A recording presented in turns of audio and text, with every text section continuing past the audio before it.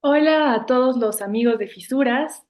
Darles la bienvenida a esta nueva entrevista, parte de nuestro ciclo de entrevistas a personajes y personas importantes en Bolivia. Y el día de hoy tenemos el placer, el honor de estar con el historiador y periodista Robert Brogman.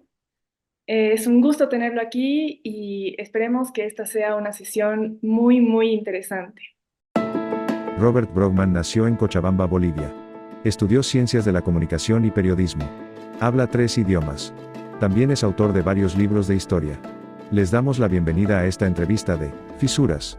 Políticamente influyente. Bienvenido, Robert. Queríamos iniciar esta entrevista preguntándole sobre el tema que usted domina, y es la historia. ¿Cómo se construye la historia y quién es el que determina esas narrativas que se cuentan a diario, ¿no? En los libros, en los medios, etcétera? Bueno, muchas gracias primero por el espacio, gracias Renata por el contacto, Luis Alberto por la cuestión técnica. Es una pregunta siempre interesantísima, pues porque es el origen mismo de la historia, ¿no? Y hay este dicho que no por manido deja de ser cierto, que la historia la escriben los ganadores normalmente. Entonces, muchas veces resulta que nosotros consumimos historia falsificada, interesada, que tiene a veces historia con agenda, ¿no? Se construye historia a veces con buenas intenciones de construir nación, por ejemplo, ¿no? Se escogen héroes y se escoge villanos y depende siempre de quién haya sido el ganador para elegir quiénes son los héroes y quiénes son los villanos, porque a veces tus héroes son mis villanos y viceversa. Así que esa es la respuesta corta, general. Podríamos decir que las narrativas, la historia se construye a través de narrativas y las narrativas las escogen los estados, las sociedades, las personas que tienen, o las instituciones, las entidades que tienen la capacidad de crear narrativas. Robert, y justamente por ahí va la siguiente pregunta, que ha sido interesante cómo ha surgido esta pregunta, porque hace un momento estaba hablando, bueno, con mi pareja y le cuento de qué iba a ir la entrevista de hoy, ¿no? Y le digo de las narrativas, desde el poder, y me dice, ¿y qué son las narrativas? Entonces, tal vez podrías explicar un poco a la gente que nos esté escuchando, ¿a qué te refieres cuando hablamos de narrativas y específicamente narrativas desde el poder? Perfecto. Mira, hay un librito muy interesante que te ilustra esto con gran perfección, que es una transcripción de una conferencia que dio una vez un gran filósofo francés del siglo XIX que se llamaba Ernest Renan. Eh, a finales del siglo XIX, cuando Prusia había unificado a Alemania y esa Alemania unificada había derrotado catastróficamente a Francia, que era la gran potencia de la época.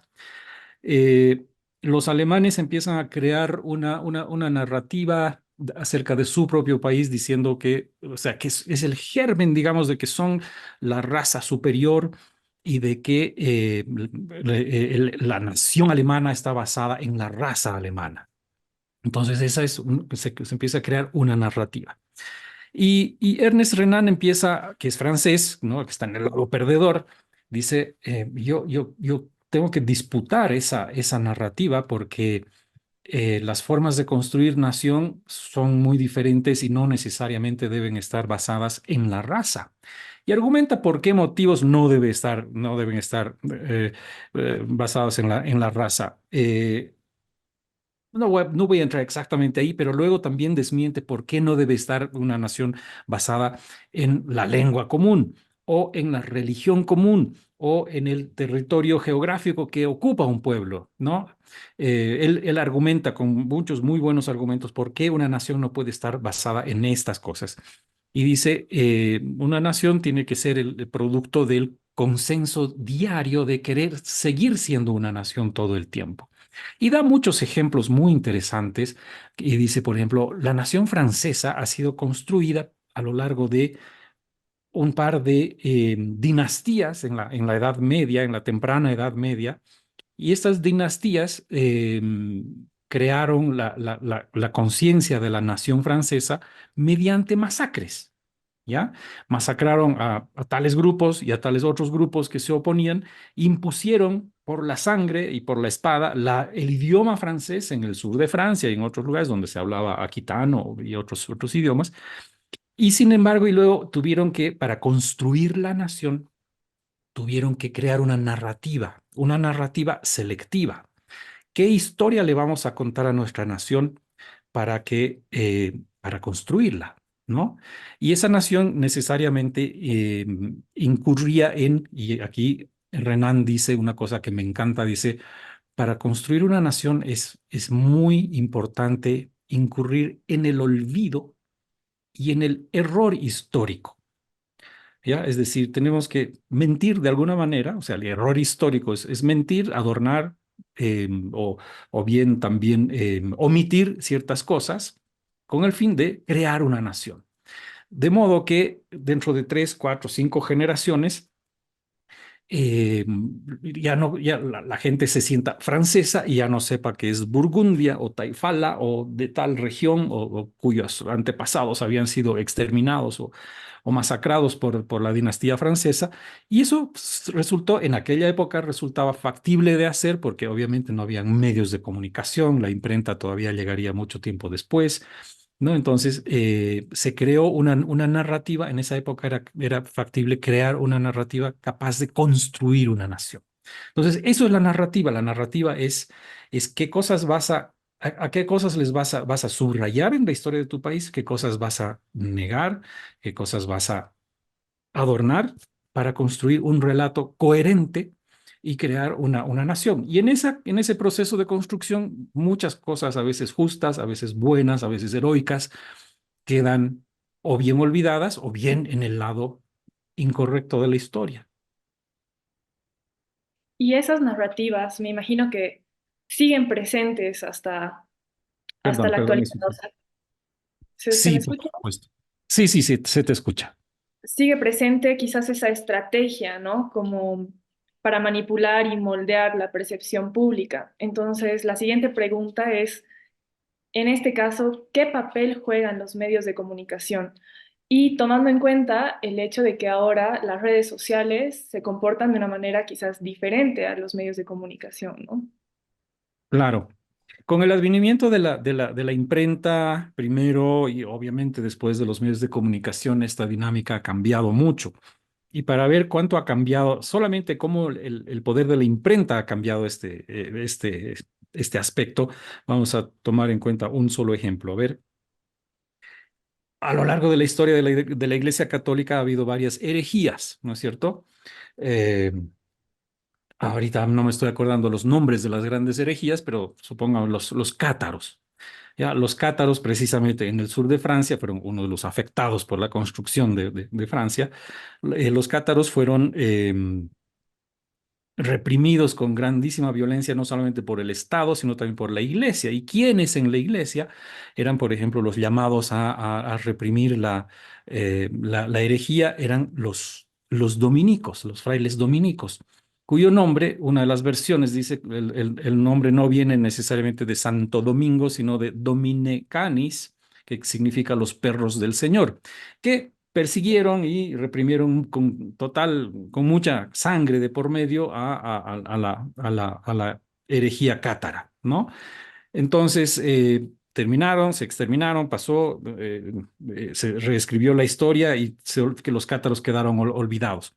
Ya en el siglo XVI, cuando ya existía la imprenta, ocurre lo que para los católicos de aquella época era la herejía protestante, ¿no?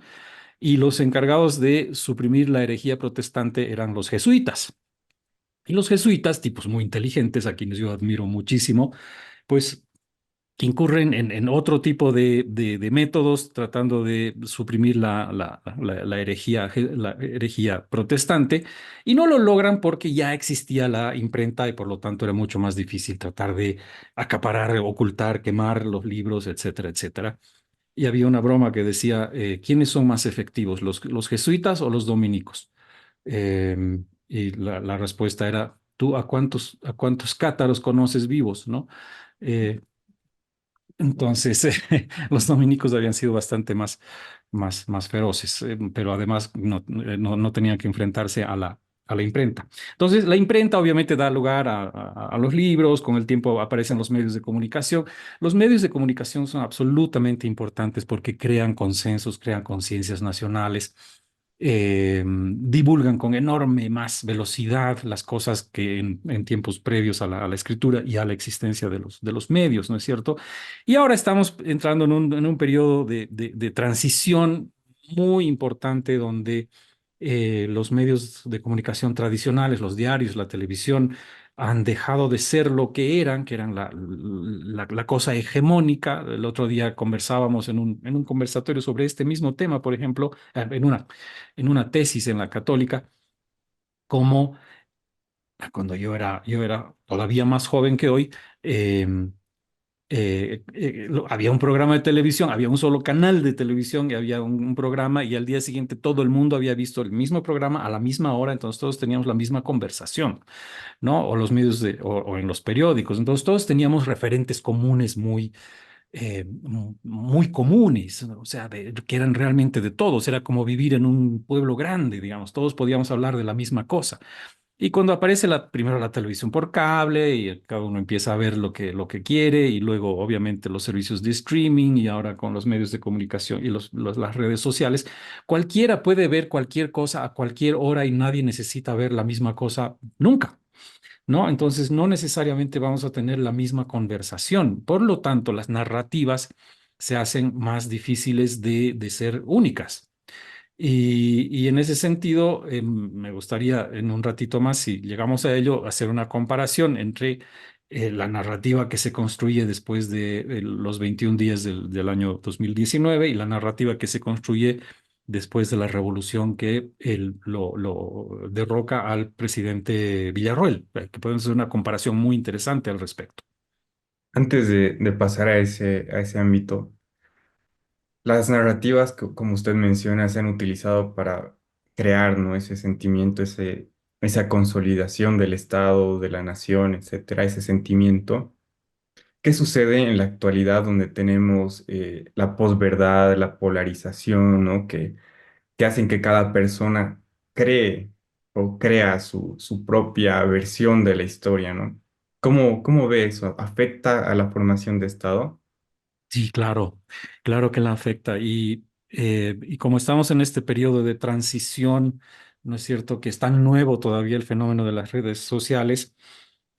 Hace pocas semanas veíamos una defensa de tesis en la Católica sobre este mismo tema y cómo la gente a partir de cierta edad un poquito mayor hace uso de los medios de las redes sociales y cómo las hizo específicamente en el caso del 2019, ¿no? Y es esta gente que está acostumbrada a lo que yo decía hace un rato, a tener una sola referencia o muy pocas referencias. Si está en la televisión es porque es cierto, es porque ha sucedido. Si está en el periódico es porque es cierto, porque ha sucedido. Y de pronto, si está en las redes sociales es porque es cierto y ha sucedido. Y esto no necesariamente es así, pues, ¿no? En las redes sociales campean las posverdades y muchas veces las mentiras adrede, la desinformación.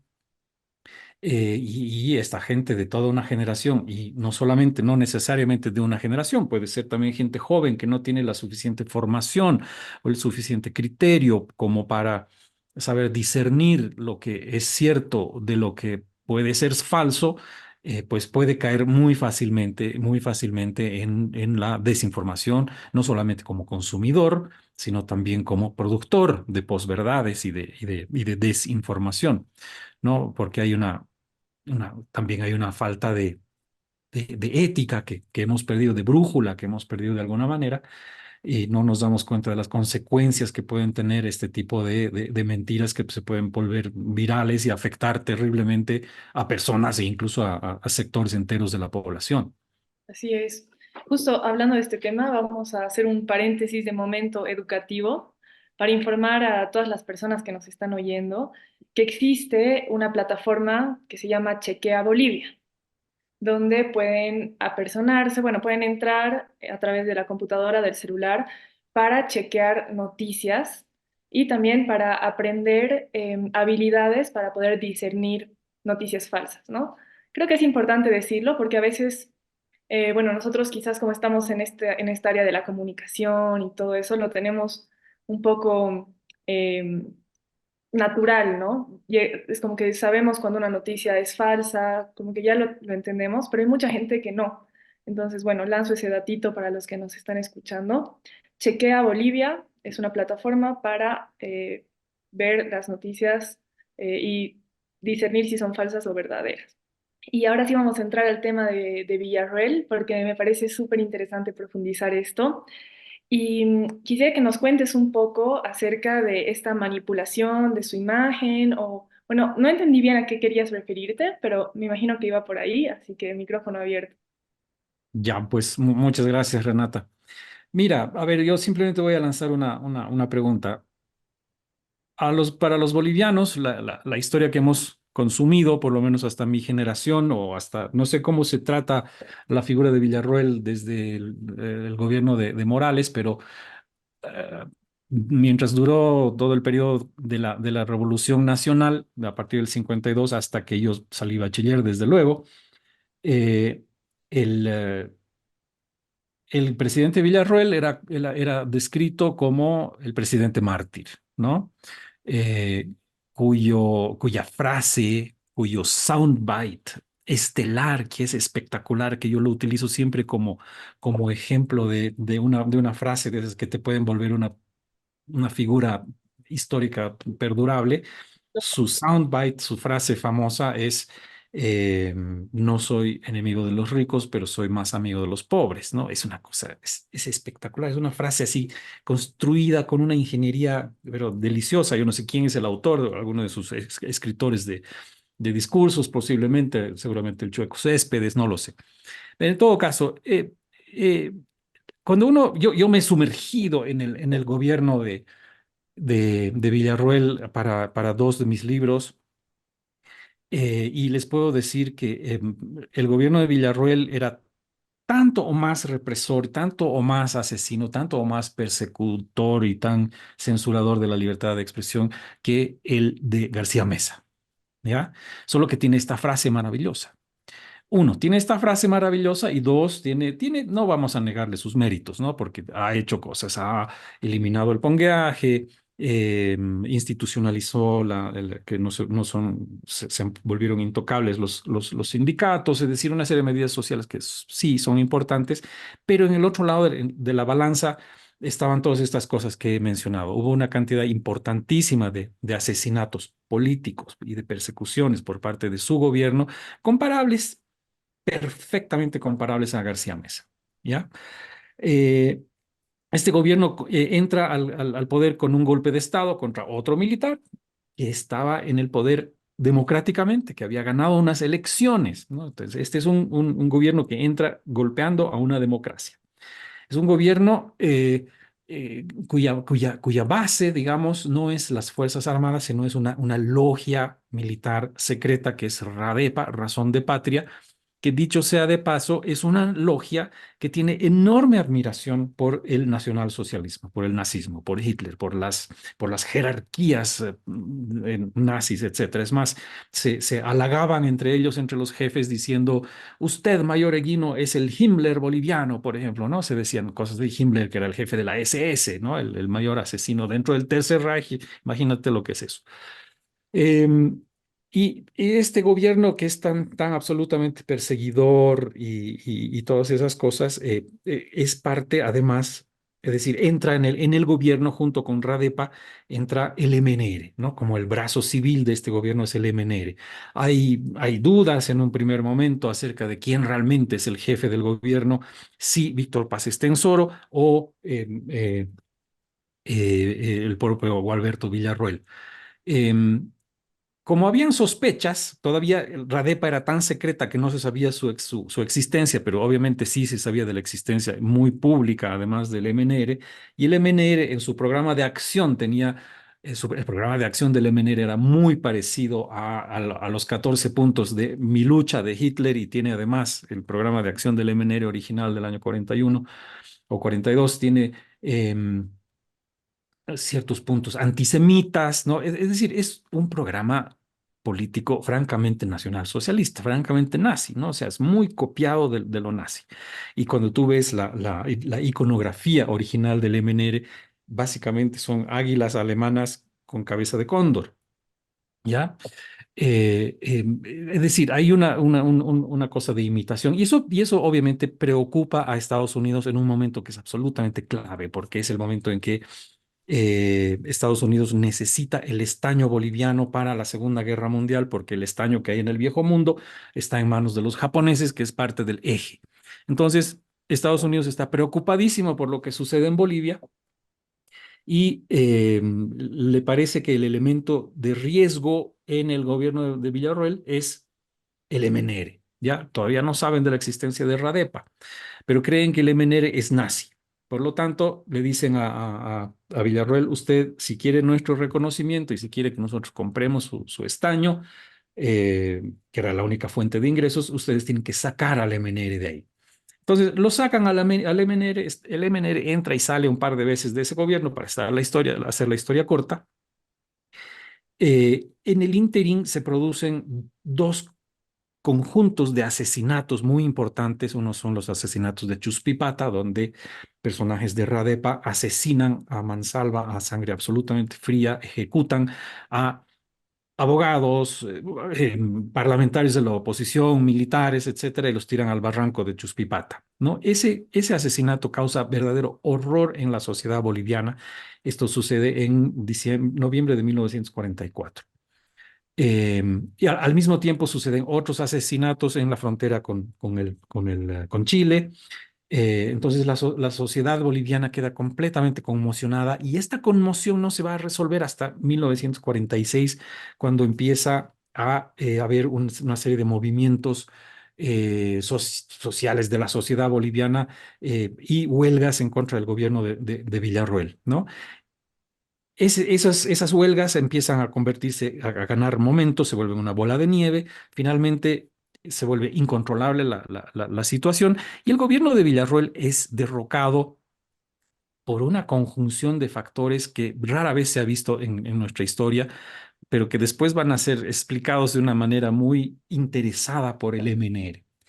Entonces, el gobierno de Villarroel termina como termina, con un levantamiento popular, la ocupación violenta del Palacio de Gobierno, el asesinato de Villarroel en el palacio, su cuerpo arrojado a la calle desde uno de los balcones, y el colgamiento final de su cadáver. Ya él ya estaba muerto cuando lo cuelgan, ¿no? Eh, y ahí viene la leyenda del presidente mártir. Junto con él, obviamente, bueno, vienen otros asesinatos, su secretario de prensa y su secretario personal. Es decir, una jornada absolutamente sangrienta en La Paz, ¿no? Tan sangrienta que la gente está acojonada, está horrorizada de lo que ha sucedido. No hay presidente, nadie se atreve a entrar al Palacio de Gobierno por 3 días, ¿no? Se busca presidente, se le ofrece la presidencia a todo el mundo, incluido el rector de la Universidad Mayor de San Andrés, que dice: yo no quiero, por cierto, la presidencia de este país tan complicado. Y 3 meses después, imagínate, esto sucede en julio del 46, y 3 meses después, en septiembre, hay otro levantamiento. Ya hay un presidente interino, que es el presidente de la Corte Superior de Justicia. Hay un levantamiento por un chispazo X, y la gente vuelve a entrarse a la cárcel de San Pedro, y lincha a los encargados de la represión del gobierno de Villarroel. 3 meses después, era tanto digamos, la efervescencia, la bronca que le tenían al gobierno de Villarroel, que sucede esta cosa. Hay 6 años de interinato, ¿no? El famoso sexenio después del 46, antes del 52, que son varios gobiernos que no vamos a mencionar. Viene la revolución del 52 y nos cambia la narrativa completamente. Durante estos 6 años que hay entre la caída de Villarroel y la revolución del 52, todos los libros que se publican, todos los diarios, coinciden en describir a Villarroel como dictador, como tirano, y a su gobierno como dictadura y como tiranía y como etcétera, etcétera. Nada bueno se habla sobre Villarroel durante esos 6 años. Llega el gobierno del MNR y cambia completamente la narrativa. ¿Por qué? Porque el MNR había sido parte del gobierno de Villarroel, ¿no es cierto? Entonces, hay un culto de Villarroel dentro del MNR. Y esta narrativa no sería posible, ni sería, o no hubiera sido tan simple si no hubieran tenido ellos unos narradores muy poderosos. Estos narradores son Augusto Céspedes y Carlos Montenegro. Son muy potentes, ¿no? Ellos escriben artículos, escriben libros, dirigen diarios, crean un nuevo sistema de narrativa donde hay héroes y hay villanos, hay la nación y hay la antinación. Claramente Villarroel es parte de la nación, es un héroe que ha sido asesinado por una conjunción de factores que es absolutamente improbable e imposible de lograr. Esa conjunción son los piristas, que eran los precomunistas, que era un partido estalinista, y la rosca minera, que se han juntado para derrocar a este presidente que lo único que quería era el bien de los pobres, ¿no? Entonces, es absolutamente improbable, imposible que se hubieran juntado la rosca y el PIR. Es completamente imposible. O sea, y además esto lo habían logrado mediante una confabulación con los medios de comunicación. En aquella época, los únicos medios de comunicación que habían eran un par de radios y periódicos, y los periódicos obviamente no, era un país muy analfabeto, por lo cual es poco probable que hubieran tenido una enorme incidencia en las masas, por lo menos, ¿no? Eh, y ese tipo de bronca que dura desde julio hasta septiembre, donde hay dos masacres, ¿no? Dos masacres con linchamientos tan terribles, no la puedes lograr artificialmente mediante medios de comunicación.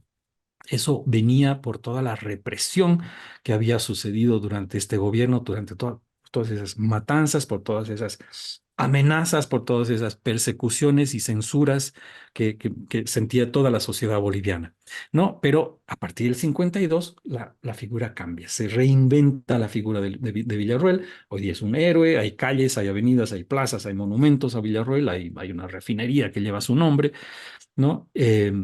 Lo cual te dice que la historia la escriben quienes ganan realmente, lo que hemos dicho hace un rato, ¿no? Ese es un buen ejemplo. Después podemos entrar en el ejemplo del 2019 y hay otro ejemplo también interesantísimo de creación de narrativa en cuanto a nuestra relación con Chile, por ejemplo. Podemos ver también en un ratito. Genial, me parece excelente todo lo que nos dices. De hecho, maravilloso, me animo a decir, porque siento que todas las veces que he tratado de aprender historia, que me encanta, me costaba mucho porque sentía que habían huecos, ¿no? Y ahorita lo has contado todo así como tan juntito desde lo que estaba pasando en Europa, relacionado con lo que está pasando aquí. Entonces, así creo que sí se entiende la historia, ¿no? Y es realmente apasionante. Entonces, te agradezco muchísimo Muchas por esta. gracias. A ti las gracias. Y sí, me gustaría que nos expliques un poco esto del 21F y de todo lo que pasó en 2019, porque lo mencionaste hace un ratito y me quedé con la duda. Entonces, por favor.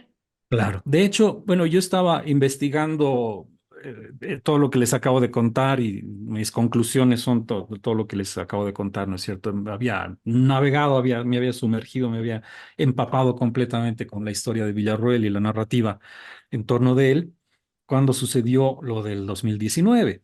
Y bueno, yo soy un atento observador de estas cosas y durante los 21 días ya se vio bastante temprano a Evo Morales que empezó a construir la narrativa del golpe de Estado, ¿no? Todos veíamos, todos sabíamos lo que estaba sucediendo, todos salíamos a la calle o bloqueábamos o estábamos en contra de los bloqueos, depende de dónde hubiera estado cada quien. Yo estaba, claro, en el lado de las pititas. Entonces, no hay forma de que a mí, por lo menos que yo he participado, he visto, me digan que esto ha sido un golpe de Estado, ¿no? Que había un líder, porque han tratado de imponer incluso que Carlos Mesa seguía las órdenes de Carlos Sánchez Berzaín, lo cual sería la cosa más absurda y estúpida que hay, ¿no? Pero han intentado incluso instalar esa narrativa. Entonces, yo me puse muy atento cuando dije cuando Evo Morales dijo, aquí hay un golpe de Estado, y luego esta narrativa fue automáticamente seguida por todos los seguidores de Evo, ¿no? Por Quintana, por Romero, empezaron a posicionar este tema mucho antes incluso de la caída, o sea, ya durante los primeros 3, 4 días de los 21 días ya existía este tema. Obviamente eso se intensificó brutalmente cuando Evo renunció y huyó, ¿no es cierto? Porque, claro, para ellos no puede existir, no es posible que haya un levantamiento popular en contra de un Evo Morales, que es el presidente del pueblo y todas esas cosas, ¿no? Entonces, se puso al servicio de esta narrativa del golpe todo el poder del Estado boliviano, por una parte, salvo obviamente los 11 meses de Janine, pero no solamente es el Estado boliviano, sino que en ese periodo de tiempo salieron libros, muchos libros, varios, acerca del golpe de Estado en los países amigos de Evo Morales, ¿no? En aquel momento Argentina, Perú, Venezuela, desde luego, Cuba, y se hacían grandes presentaciones de estos libros con gran repercusión, obviamente, donde la narrativa era clara y unánime respecto de el golpe de Estado, que ciertamente no resiste demasiado análisis, ¿no? Yo escribí un libro que se llama 21 días de resistencia, la caída de Evo Morales, donde recogí con enorme detalle todo lo que sucedió en los 21 días, pero también recojo lo que sucede en realidad. El libro comienza en el 21F, ¿no? El 21 de febrero del 2016. Entre el 21 de febrero del 2016 y el 20 de octubre del 2019 hay 3 años y 8 meses. En esos 3 años y 8 meses, el Estado boliviano, del gobierno de Evo Morales, toma 10 medidas, entre medidas y procesos electorales y cosas, que van a socavar la fe del ciudadano en el voto, la confianza en el voto y en las instituciones que son las que deberían llevar a cabo las elecciones, etcétera. Y van a terminar inclinando la cancha, ¿no? De modo que los jugadores que no son el gobierno siempre tienen la cancha para arriba, mientras que los otros tienen todo para abajo. Y yo quiero acordarme además de que en los años 90 y hasta que llega al gobierno Evo Morales, los canales de televisión formaban alianzas entre sí y con encuestadoras y hacían encuestas en boca de urna en los días de las elecciones generales y sacaban unos resultados muy precisos, de modo que tú, una semana antes de que tuvieras el resultado final electoral, ya sabías quién había sido presidente de acuerdo a lo que decían los medios de comunicación, que eran resultados confiables. ¿No? Nadie desconfiaba de esos resultados porque la Corte Nacional Electoral no desconfiaba de esos resultados porque la Corte Nacional Electoral estaba constituida por personas notables, educadas, conocidas, que tenían un nombre que defender, ¿no? Eh, en todo este tiempo, pero especialmente a partir del 21F, en los 3 años y 8 meses, el gobierno socava, recorta todas estas posibilidades de que el ciudadano, uno, vaya informado a las elecciones; dos, socava todas las posibilidades de que las encuestadoras, las entidades académicas y los medios de comunicación puedan hacer encuestas independientes, de modo que el único que dice quién ha ganado y quién ha perdido es el Estado. Para colmo, el día de las elecciones, ya sabemos, sucede lo que sucede, se corta el TREP, ¿no? El conteo rápido, cuando las tendencias parecían favorecer al candidato, al contendiente Carlos Mesa, y se interrumpen durante 23 horas. Y cuando vuelven a aparecer, bueno, y cuando no era matemáticamente posible que se revirtiera la situación, aparecen 23 horas después la situación revertida, ¿no? Eso hace que la gente salga a las calles, eh, etcétera, etcétera. Ya hemos visto todo lo que sucedió. El gobierno comete una serie de errores muy serios y muy graves, y finalmente, pues, a Evo Morales le da miedo y renuncia y se va.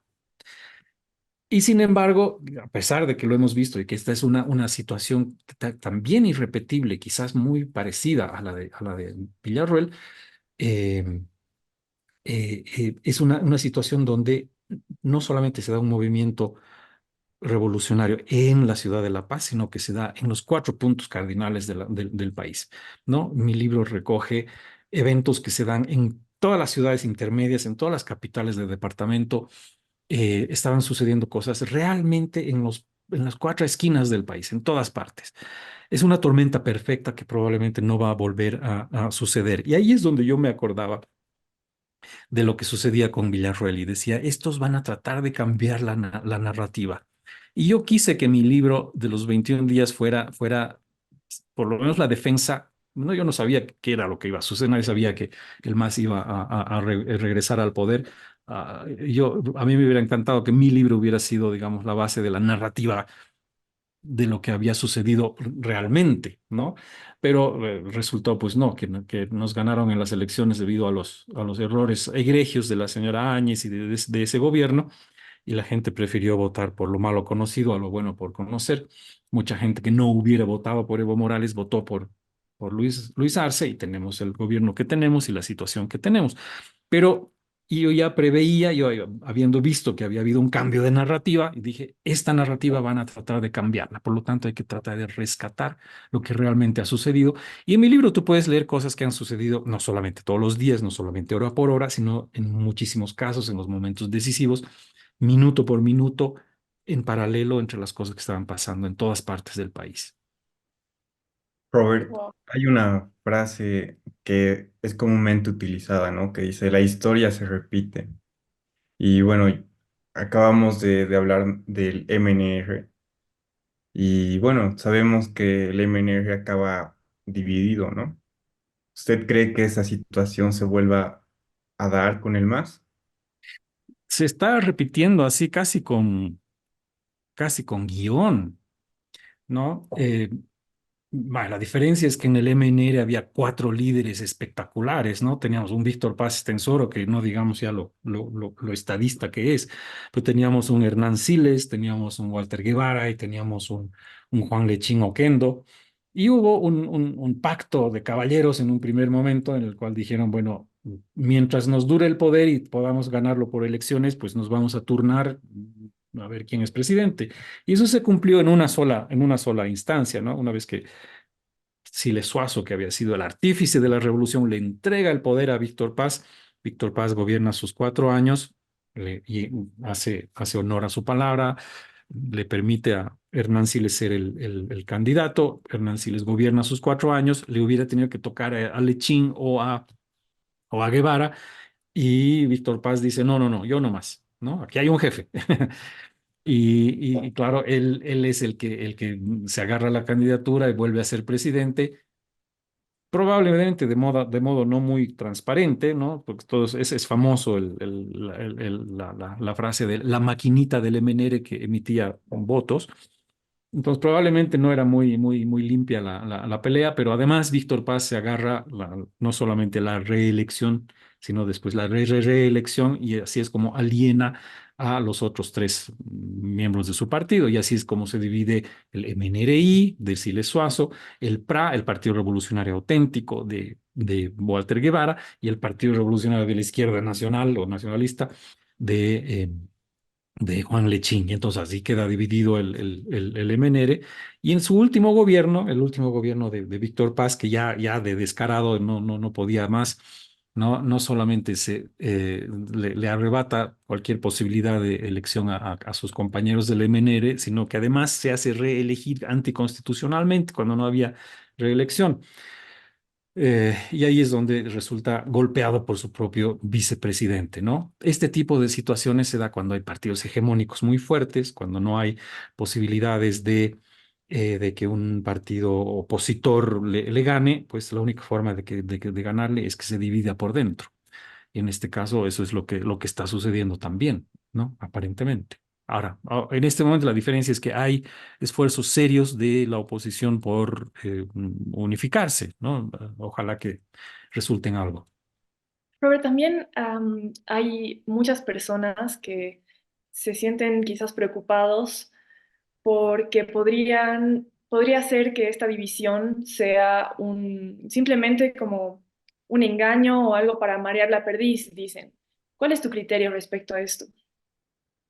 Siempre va a caber la sospecha de que esto pueda ser, pero yo creo que en un enorme porcentaje, yo creo que en un 90 y pico por ciento, esta pelea es cierta.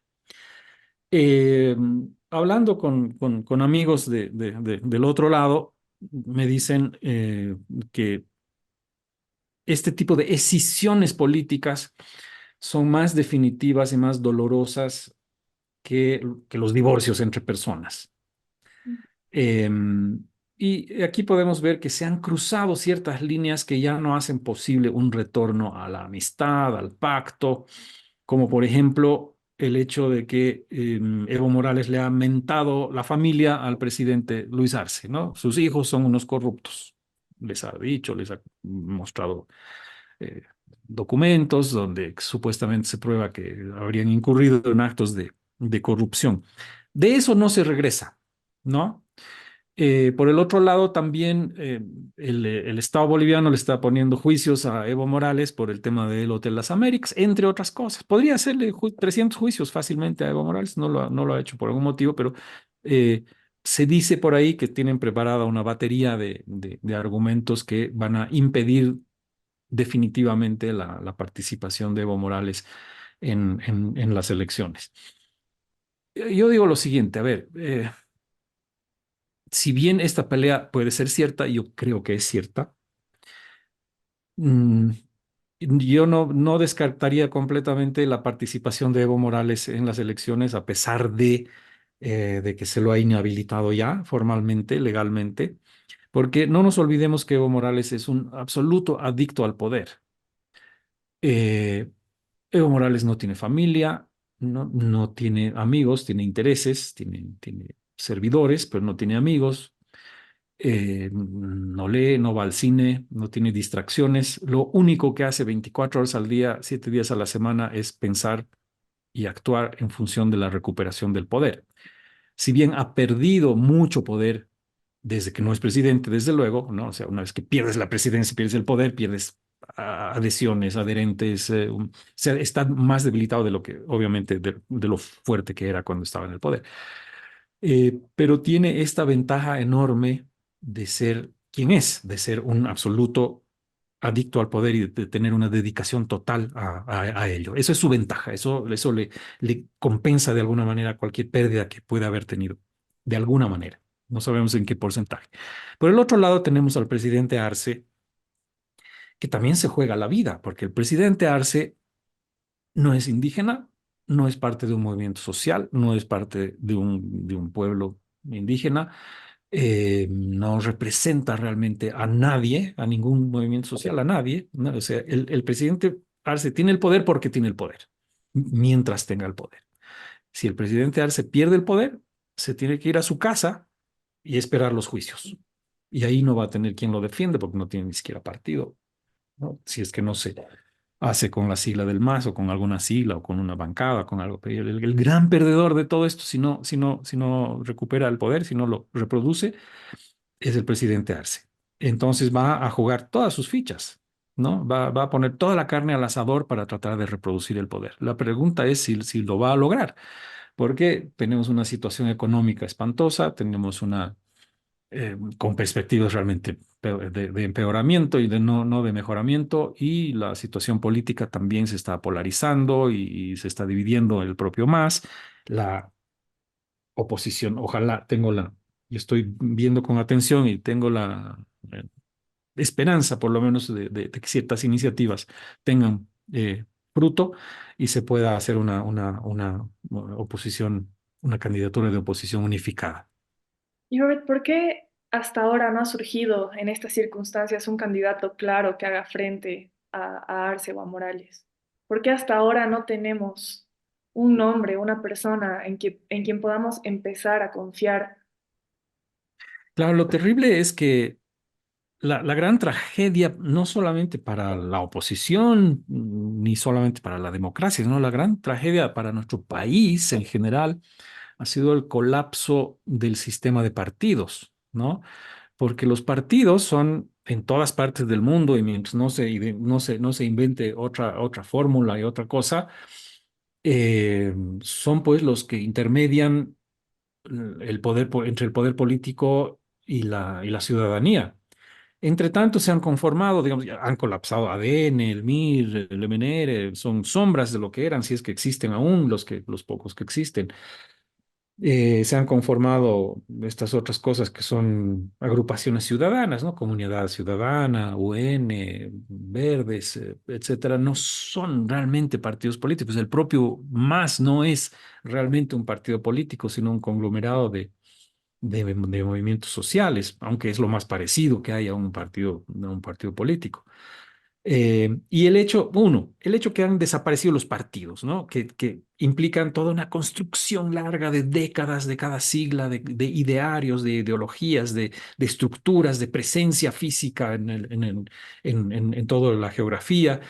Y todo eso no lo tienen estas agrupaciones. Dos, eh, el gobierno del MAS ha sido muy hábil, ¿no? Y sigue las recetas del ALBA y del grupo de Puebla, eh, del foro de Río de Janeiro, del foro de Sao Paulo, perdón, el foro de Sao Paulo, donde se comparten pues fórmulas para hacer las cosas como ellos las saben hacer. Y esto ha resultado en persecuciones, en inhabilitaciones, lo que ha sucedido en Venezuela recientemente, por ejemplo, la inhabilitación de Machado y de su reemplazante, ¿no? Y yo estoy seguro de que Maduro no va a permitir que haya un contendiente del otro lado, lo que está sucediendo en Nicaragua, donde no hay oposición y cualquiera que alza la cabeza se le corta la cabeza. Todos nuestros políticos, Carlos Mesa, eh, Samuel, etcétera, todos tienen juicios pendientes, ¿no? Y que se los reactivan en cualquier momento, entonces tampoco pueden hablar demasiado fuerte, si bien tienen bancadas que son capaces de defenderlos, pero con este gobierno tú no sabes lo que puede suceder, si son capaces de meterte preso a un gobernador o de mandarte al exilio a otros, etcétera, entonces realmente no sabes lo que puede suceder. Todo esto es una conjunción de factores que ha hecho que nuestro sistema político esté muy debilitado, que este partido hegemónico de gobierno pues tenga todas las de ganar y esté ahí bien instalado y esté muy cómodo y baste con mover una ceja para pues meter a alguien en la cárcel o meterle un juicio y inhabilitarlo. Entonces, como te decía, en esos 3 años y 8 meses que han sucedido entre el 21F y las elecciones, la cancha en general se ha inclinado definitivamente a favor del gobierno y le va a ser tremendamente complicado a cualquier jugador contrario, pues remontar esa diferencia, si bien las condiciones están empezando a ponerse mejor en el último tiempo. Recientemente ha publicado un libro que se llama Escape a los Andes. Y bueno, estábamos viendo que es un acto más o menos reivindicativo de la figura del magnate del estaño, ¿no? De Hochschild. ¿Por qué no nos cuenta un poco del tema? Bien, bueno, muchas gracias por traerlo a colación. Efectivamente, mi colega periodista Raúl Peñaranda y yo publicamos este libro el año pasado, en enero. Se ha publicado ya en Santiago, en Buenos Aires, en México, en Panamá, y tiene un cronograma de publicaciones en el resto de América Latina. Y estamos en este momento negociando su traducción al inglés. Ya veremos si viene o cuando venga, ojalá que sí. Eh, el libro no tiene una intención de ser una reivindicación de Mauricio Hochschild, pero aquí viene otra vez el tema de las narrativas, ¿no? Parte de la narrativa del MNR era la invención de unos perfectos villanos como aquellos a quienes hay que enfrentar como nación y ellos van a representar la antinación. Entonces, estos nuestros relatores, nuestros narradores, Augusto Céspedes, Carlos Montenegro y otros potentes del MNR, con Luis Antezana Ergueta, por ejemplo, ¿no? Se inventan estos villanos, perfectamente malvados, ¿no? Bidimensionales, blanco y negro, no hay posibilidad de ninguna tercera dimensión. Y pues con el tiempo, Raúl y yo llegamos a Hochschild por diferentes caminos. Y cuando nos encontramos, bueno, fuimos compañeros de curso en algunas materias, compañeros de universidad, hemos trabajado juntos en medios de comunicación, somos amigos. Y un buen día nos preguntamos, ¿qué estás haciendo? Yo estoy escribiendo un libro sobre Hochschild. Ah, yo también. Entonces, en vez de hacer dos libros, haremos uno nomás, pues entre los dos. Y claro, teníamos cada uno, traíamos un bagaje de información importante y empezamos a escribirlo. Pero repito, nuestra intención no era reivindicar la figura de Hochschild, que era presentado como un villano perfecto. En la narrativa del MNR, junto con Patiño y Aramayo, son explotadores, negreros, antibolivianos, los grandes culpables de que seamos pobres y atrasados, ¿no? Pero últimamente ha habido libros revisionistas, sobre todo de Patiño, que son súper interesantes. De hecho, tienen ya muchas décadas los libros de revisión de Patiño. Por ejemplo, Yayagua de Roberto Querejazo Calvo es un libro absolutamente recomendable. Y luego hay otro de un señor Guedes, que era su gerente, que son libros muy interesantes. O sea, Patiño es una figura interesantísima, ¿no? O sea, así como era un poco lo que decía el MNR, pero también hacía muchas cosas buenas. Jugaba de acuerdo a las reglas de la época, ¿no? Esas eran las reglas de la época y así se jugaba. Y nosotros nos encontramos con que Hochschild había tenido una faceta desconocida, que era su faceta de rescatador de judíos antes del Holocausto, en realidad. Entonces encontramos una serie de documentos muy, muy abundantes en ese aspecto y dijimos, bueno, aquí hay un libro, ¿no? Esta es una historia que no se ha contado y que hay que contarla. Y nos concentramos en ese aspecto, ¿no? Obviamente es una biografía completa, no está todo su parte como empresario minero, inescrupuloso en muchos casos, ¿no? Explotador también, sí, es cierto, ¿no? Pero tiene también esta faceta de rescatador de gente y que le dedicó enorme tiempo y enormes recursos propios para salvar a primero 12.000 y en última instancia, así con los rebalses y todo, 20.000 judíos del Holocausto, ¿no? Y si tenemos nuestro libro se llama Escape a los Andes, la historia de Mauricio Hochschild, el Schindler de Bolivia. Schindler, que es famosísimo por la película de Spielberg, eh, rescató 1.200 judíos a riesgo de su propia vida, ¿no? Es una historia absolutamente maravillosa. Hochschild lo hizo con 20.000, ¿no? Entonces tenemos un Schindler multiplicado, si bien hay una enorme diferencia con Schindler en el sentido de que Schindler lo hizo desde las fauces mismas del monstruo, ¿no? Hochschild lo hizo desde los márgenes, si tú quieres. Su vida en ningún momento estuvo directamente en peligro debido a eso, aunque no voy a darles spoilers, pero sí, estuvo 2 veces a punto de ser asesinado por motivos parecidos, uno de ellos que tenía directamente que ver con el tema de los judíos y de la Segunda Guerra Mundial. Y es una larga y tenebrosa historia la de su secuestro e intento de asesinato.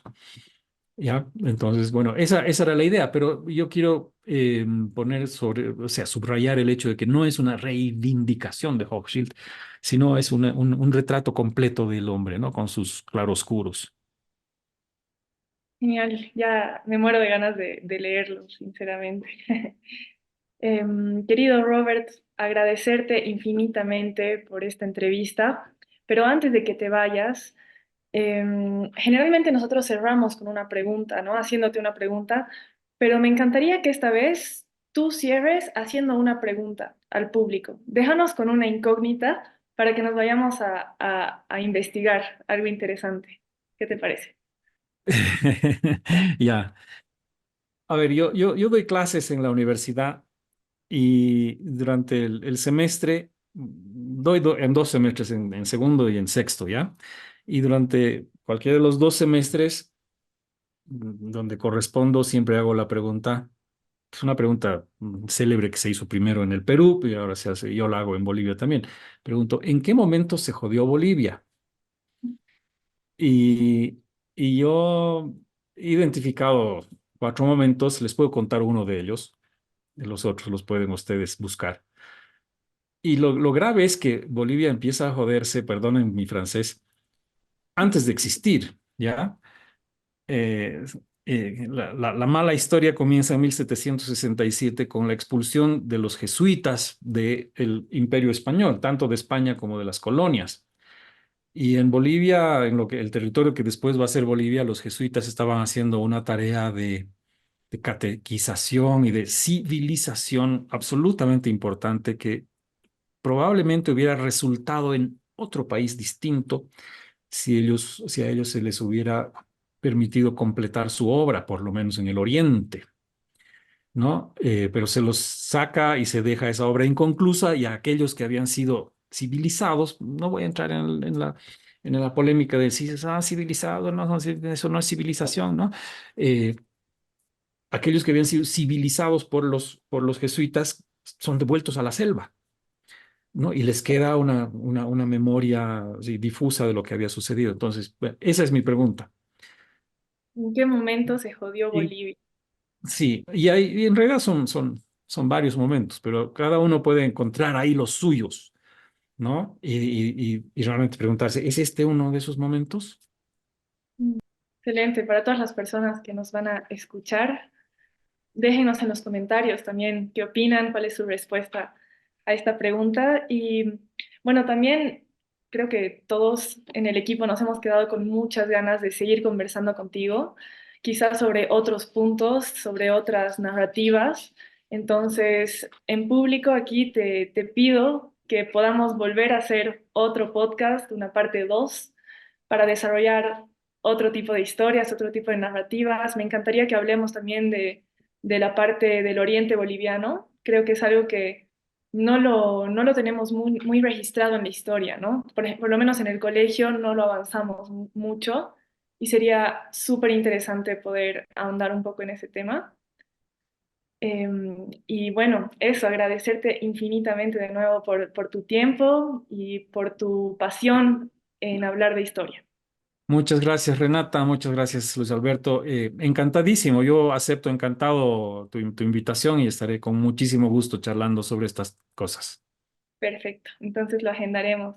Esta ha sido nuestra entrevista a Robert Brockman. Somos Fisuras. No se olviden seguirnos en todas nuestras redes sociales como revista Fisuras Políticamente Influyente. Gracias.